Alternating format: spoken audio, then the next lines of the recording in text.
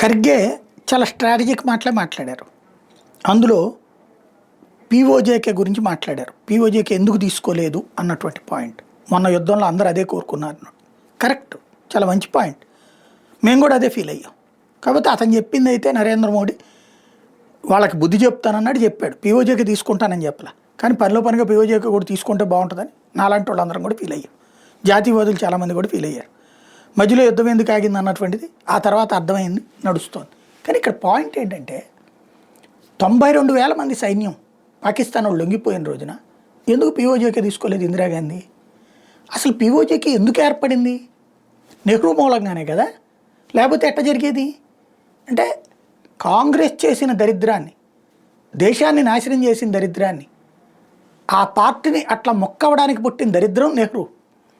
దానికి తీసుకునే అవకాశం వచ్చి వదిలేసింది ఇందిరా. ఆ తర్వాత రాజీవ్ గాంధీ ఉన్నటువంటి సందర్భంలోనే ఊచకోతలు జరిగినాయి. అయితే ప్రధానమంత్రిగా ఆయన లేడు, దిగున్నాడు. కానీ రాజీవ్ గాంధీ టైంలోనూ కాశ్మీర్లో హిందువులు ఊచకోతలు జరిగినాయి. ఆ తర్వాత కాంగ్రెస్ టైంలోనూ ఈ పివి నరసింహారావు టైంలోనూ ఊచకోతలు జరిగినాయి. మరి అట్లాంటప్పుడు ఎక్కడ ఉంది ఇవాళ? అడిగే హక్కు ఉంటుందా? అంటే మేము ఏమైనా అడగగలం, ఎందుకంటే ఈ తరం ప్రజలకి తెలియదు కదా. అదే వీళ్ళ ధైర్యం.